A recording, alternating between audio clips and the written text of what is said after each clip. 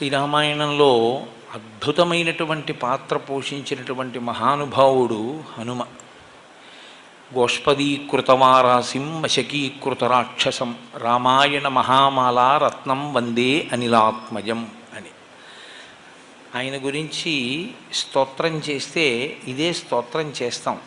ఏదైనా మనం మెళ్ళో ఒక హారం వేసుకున్నాం అనుకోండి, ఆ హారానికి రెండు వైపులా పేటలు అంటారు. రెండు పేటల్ని కలుపుతూ మధ్యలో ఒక నాయకం పూస అని ఉంటుంది. అది చాలా సొబగుగా చాలా గొప్పగా ఉంటుంది.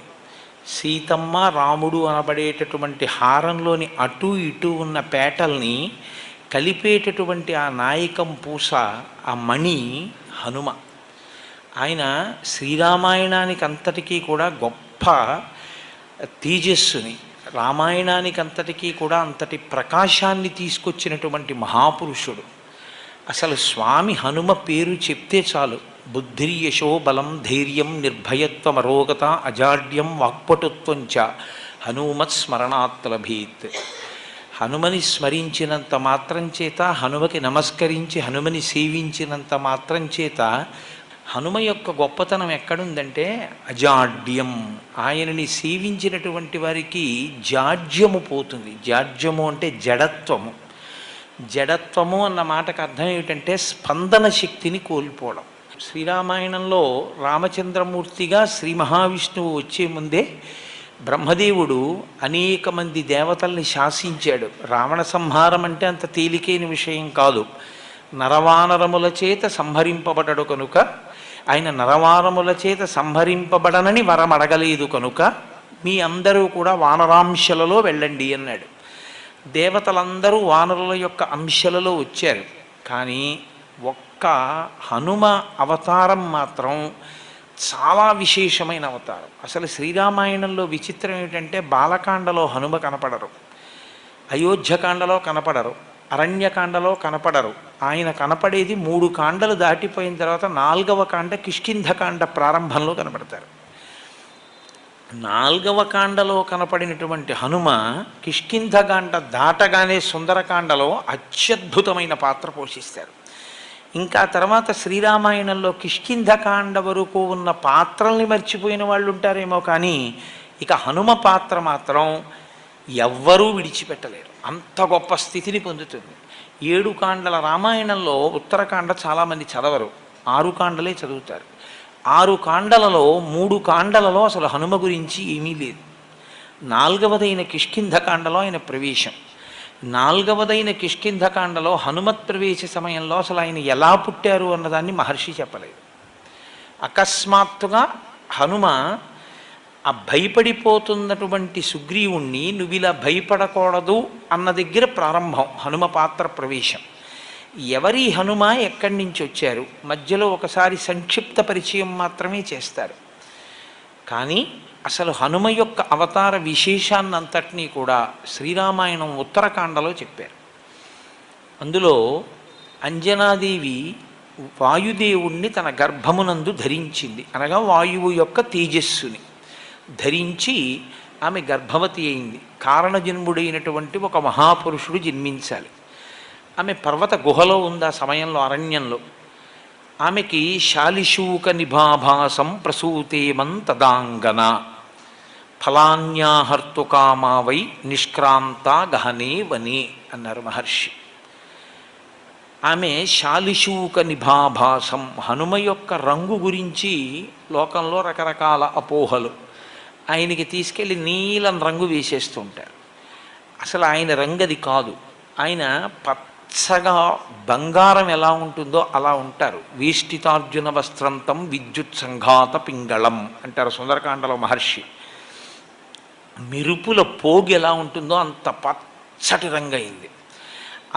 శాలిశూక నిభాభాసం అంటే ఒక ధాన్యపు గింజని తీసుకుని పట్టుకుంటే దాని మొన ఎలా ఉంటుందో అంత పచ్చగా మిరిసిపోతున్నటువంటి హనుమ ఆ అంజనాదేవి యొక్క గర్భము నుండి బయటికి వచ్చారు. ఆవిడికి ఆకలేసి ఓ పండు తిందామని ఆ గుహలోంచి ఆ పక్కన ఉన్న అడవిలోకి ఆవిడ వెళ్ళింది. ఫలాన్యాహర్తు కామావై నిష్క్రాంత గహనేవని. ఇప్పుడు ఈ పిల్లవాడు పడుకుని ఉన్నాడు, అప్పుడే పుట్టాడు. పుట్టి ఇంకా కొద్ది సమయం ఈ పిల్లవాడికి ఆకలేసి పాలు ఇవ్వడానికి అమ్మ దగ్గరలో లేదు. పుడుతూనే ఈ పిల్లవాడికో పండు తిందామనిపించి ఆయన పైకి తలెత్తి చూశాడు. బాలసూర్యుడు కనపడ్డాడు. అంటే తెల్లవారుజాము సమయంలో సూర్యోదయ సమయమునందు స్వామి హనుమ జన్మించారు. ఆ బాలసూర్యుడిని చూసి ఇదేదో ఎర్రటి పండు అనుకున్నారు ఆయన. అనుకుని వెంటనే బాలార్కాభిముఖో బాలో బాలార్క ఇవమూర్తివాన్ అన్నారంతే మహర్షి. బాలసూర్యుణ్ణి చూసి తినే పండనుకుని ఈయన కూడా బయలుదేరి సూర్యపథం వైపుకి వెళ్ళిపోయారు. ఇప్పుడు వాళ్ళిద్దరూ ఒకరికొకరు ఎదురుగా ఎలా ఉన్నారు? మహర్షి అన్నారు, బాలార్కాభిముఖో బాలో. బాలసూర్యుని ఎదురుగుండా నిలబడిన ఈ బాలుడు కూడా అంతే తేజస్సుతో ఉన్నాడు. పరబ్రహ్మమైన సూర్యనారాయణుడు తన దగ్గరికి వచ్చి తననే తినేద్దామని వస్తున్న బాలుణ్ణి చూశాడు. అరెరే, నేను ఇంత తేజస్సుతో నిలబడితే ఈ పిల్లవాడు కాలిపోతాడు. ఈ పిల్లవాడి యొక్క జన్మయే అపురూపము, అసాధారణము. వీడు లోకంలో తరువాతి కాలంలో చాలా ఉపకారం చెయ్యవలసినవాడు. కాబట్టి ఈ పిల్లవాడిని నేను చెనకకూడదు అని తన తేజస్సుని ఉపసంహారం చేశాడు. ఆ పిల్లవాడు దగ్గరికి వెళ్ళిపోయి ఆ సూర్య బింబాన్ని పట్టుకున్నాడు, పండనుకుని తిందామని. అది పర్వకాలం కాబట్టి రాహువు సూర్యుణ్ణి గ్రసించడం కోసమని ఆయన వచ్చాడు. పిల్లలకి చాపల్యం ఉంటుంది, కాసేపు ఇది పట్టుకుంటారు, ఇంకొకటి కనపడది ఆకర్షణీయంగా అనిపిస్తే దీన్ని విడిచిపెట్టి దాన్ని పట్టుకుంటారు. కాబట్టి ఇప్పుడు ఆయన ఈ సూర్యబింబాన్ని విడిచిపెట్టి ఆ రాహువుని పట్టుకోవడానికి వెళ్ళారు. ఆ రాహువు ఈ పిల్లవాడిని చూసి హడిలిపోయాడు. హడిలిపోయి, నాకు దేవతలు వరమిచ్చారు, నేను మాత్రమే పర్వకాలంలో సూర్యచంద్రుల్ని రాహువు కేతువు తినాలి, అటువంటిది ఇవాళ ఒక పిల్లవాడు కూడా వచ్చాడు, కాబట్టి దేవతలు మర్యాద తప్పారు, కాబట్టి దేవతల అధిపతినైన ఇంద్రుణ్ణి అడుగుతానని చెప్పి ఆయన వెనక్కి తిరిగి వెళ్ళిపోయాడు. ఈ పిల్లవాడు గబగబా వచ్చి మళ్ళీ సూర్యబింబాన్ని ఈలోగా రాహువు దేవలోకానికి వెళ్ళి దేవేంద్రుడికి ఫిర్యాదు చేశాడు. అయ్యా, పర్వకాలంలో నేను తినాలి, కానీ వేరొక పిల్లవాడు వచ్చి తినేస్తున్నాడు సూర్యుడిని, అది ఎలా సంభవం? నేను వస్తాను పద అని ఇంద్రుడు బయలుదేరి వచ్చాడు ఐరావతం మీద. ఈ పిల్లవాడు సూర్యబింబాన్ని పట్టుకుని అది ఏదో కొరికి తినబడేటటువంటి పండనుకొని కొరకబోతున్న సమయంలో మళ్ళీ రాహువు వచ్చాడు. ఆయన మళ్ళీ ఈ బింబాన్ని వదిలేసి రాహువు దగ్గరికి వెళ్ళాడు. రాహువు భయపడి వెనకనున్న ఇంద్రుడి దగ్గరికి వెళ్ళాడు. ఈయన మళ్ళీ రాహువుని విడిచిపెట్టి ఇంద్రుణ్ణి చూశారు. ఇంద్రుడు ఏనుగు నచ్చింది ఈసారి ఆయనకి, ఎందుకంటే తెల్లగా ఉంటుంది ఐరావతం పుష్టిగా. ఈ పండు బాగుందని ఐరావతాన్ని వెళ్ళి పట్టుకుని కొరకబోతున్నారు. ఎక్కడ లేని కోపం వచ్చి ఇంద్రుడు వజ్రాయుధం పెట్టి కొట్టాడు. కొడితే అంతే, ఎడమ దవడ విరిగి ఆ పైనుంచి కింద పడిపోయారు. శ్రీరామాయణం ప్రకారం ఆయన ప్రాణములు ఉగ్గడింపబడ్డాయి. కింద పడిపోయి ఆ గుహలో రాతి మీద పడి కింద పడిపోయారు. కింద పడిపోగానే వాయువుకి తెలిసింది విషయం. అపారమైన తేజోమూర్తిని శ్రీరామాయణ కాలంలో అందరికీ ఉపకరించడానికి నేను కన్నాను, తండ్రినయ్యాను. ఇటువంటి పిల్లవాడిని ఇంద్రుడు ధూర్తుడై వజ్రం పెట్టి కొట్టాడు, కాబట్టి నేను నా ప్రసారమును ఆపేస్తాను అన్నాడు. అదో చిత్రం. కాబట్టి ఇప్పుడు వాయువు తన ప్రసారాన్ని ఆపగానే సృష్టిలో ఇప్పటి వరకు జరగని చమత్కారం జరిగింది. ఎవడో హవిస్సిస్తున్నవాడు అలాగే ఉండిపోయాడు, సంధ్యావందనం చేస్తూ అర్ఘ్యమిస్తున్నవాడు అలా ఉండిపోయాడు, నవ్వుతున్నవాడు నవ్వుతూ ఉండిపోయాడు, ఏడుస్తున్నవాడు ఏడుస్తూ ఉండిపోయాడు. ఎక్కడా లోకంలో కదలికలు లేవు. బయట తిరగడం మానే లేదు వాయువు. హనుమ మీద ఇంద్రుడు వజ్రం ప్రయోగిస్తే శరీరముల లోపల తిరగడం కూడా మానేశాడు ఆయన. ఇప్పుడు అలా ఉండిపోతే దేవతలు బాధపడ్డారు. మనుష్యులు పక్షులు మృగములు అలా అయిపోతే దేవతలకి ఎందుకంటే బాధ? మనం హవిస్సిస్తే తప్ప దేవతలకు అన్నం దొరకదు. మనం ఇచ్చిన హవిస్సే వాళ్ళు తింటారు, తిని తృప్తి పొంది వాళ్ళు వర్షం కురిపిస్తారు. కాబట్టి ఇప్పుడు దేవతలకు హవిస్సు లేదు. కాబట్టి మనుష్యలోకం పక్షాన దేవతలందరూ బ్రహ్మగారి దగ్గరికి వెళ్ళారు. వెళ్ళి, అయ్యా, వాయువు తన యొక్క ప్రసారమును నిలిపివేశాడు, లోకమంతా కాష్టభూతమైంది. ఒక్కసారి మీ సృష్టి వంక చూడండి, ఏది కదలటల్లా. చెట్టు, చిగురుటాకు, పక్షి, జంతువు, నీరు, చాప అన్నీ అలా అయిపోయాయి. ఎలా అంటే బ్రహ్మగారు అన్నారు, వాయు ప్రాణ సుఖం వాయు, వాయు సర్వమిదం జగత్, వాయునా సంపరిత్యక్తం నా సుఖం విందతే జగత్. ఎంత గొప్ప మాట అన్నారండి బ్రహ్మగారు రామాయణంలో. వాయు ప్రాణ, వాయువే ప్రాణము అన్నాడు. వాయువుని రమ్మని నేను పిలవాలి, కోపించి ఉన్నాడు. నేను రాను అని కూడా ఓ మాట అనేస్తే చాలా పెద్ద ప్రళయమే వస్తుంది. కాబట్టి నేనే వస్తానన్నారు బ్రహ్మగారు. తిన్నగా వెళ్ళి ఆ పిల్లవాడిని ఇలా ముట్టుకున్నారు. బ్రహ్మగారు ఇలా ముట్టుకోవడం ఏమిటి? అది సృష్టి శక్తి బ్రహ్మగారంటే. ఆయన ముట్టుకుంటే సృష్టి జరుగుతుంది. కాబట్టి ఆ పిల్లవాడిని ఇలా ముట్టుకోగానే ఆ పిల్లవాడు మళ్ళీ లేచాడు. లేవగానే ఇంద్రుడి వంక చూసి ఆయన అన్నారు, నేను ఇవాళ ఈ పిల్లవాడి వలన దేవతలకు లోకములకు పెద్ద ఉపకారం ఒకటి జరగవలసి ఉంది, అందుకుని మళ్ళీ బ్రతికించాను. మీ అందరూ కూడా ఈ పిల్లవానికి వరములు ఇవ్వండి అన్నాడు. అంటే ఇంద్రుడు అన్నాడు, ఈ పిల్లవాడిని పడగొట్టింది నేనే. నేను వేసిన వజ్రాయుధానికి ఇతని ఎడమ దవడ సొట్టబడింది కాబట్టి, సొట్టబడిన హనువులు కలిగిన వాడు కాబట్టి ఈ పిల్లవాణ్ణి నేను వజ్రాయుధంతో కొట్టానన్న దానికి గుర్తుగా హనుమా అని పిలవబడతాడు. 2, నేనిచ్చే వరం ఏమిటంటే ఈ పిల్లవాణ్ణి నా వజ్రాయుధము ఇక చెనకలేదు. సూర్యభగవానుడు అన్నాడు, నాలో ఉన్న తేజస్సులో 100వ వంతు ఈ పిల్లవాడికి ఇచ్చేస్తున్నాను. వీడికి శాస్త్రం చదువుకునే యోగ్యత కలిగిన నాడు సమస్త శాస్త్రములు నేను బోధ చేస్తాను. వరుణుడు అన్నాడు, ఈ పిల్లవాడికి అలసట, దగ్గుత్తిక ఇలాంటివి కలగవు. వరుణపాశముల చేత ఈ పిల్లవాడు ఎప్పుడూ మృత్యువుని పొందడు. యమధర్మరాజు గారు అన్నారు, నా శక్తి 2 రకములుగా ఉంటుంది, 1 రోగము, 2 మృత్యువు. ఈ 2 లోకంలో ప్రవేశపెడతాను నేను. నా అనుగ్రహం చేత ఈ పిల్లవాడికి రోగముండదు, ఈ పిల్లవాడికి మృత్యు ఉండదు. కాబట్టి ఇతను మృత్యువునకు అతీతుడై ఉంటాడు.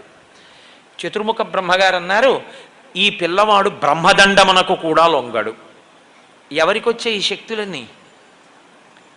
ఇంకా 1 గుక్కెడు పాలు, అమ్మ పాలు కూడా తాగని పిల్లవాడికి బహుశః పౌరాణిక వాంగ్మయంలో ఎవరికీ కలగనంత రీతిలో హనుమకొచ్చాయి. ఇవన్నీ పుట్టిన గంటలో ఇన్ని దేవతల శక్తులు ఆయనకు వచ్చేసాయి. ఇంతమంది మిగిలిన దేవతలు అందరూ వచ్చారు. అందరూ తమ తమ శక్తుల్ని ధారపోయడంలో చిత్రం ఏమిటంటే, అమ్మవారు ఆవిర్భవిస్తుంటుంది దేవీ భాగవతంలో. అప్పుడు తమ శక్తిలో కొంత ధారపోస్తారు.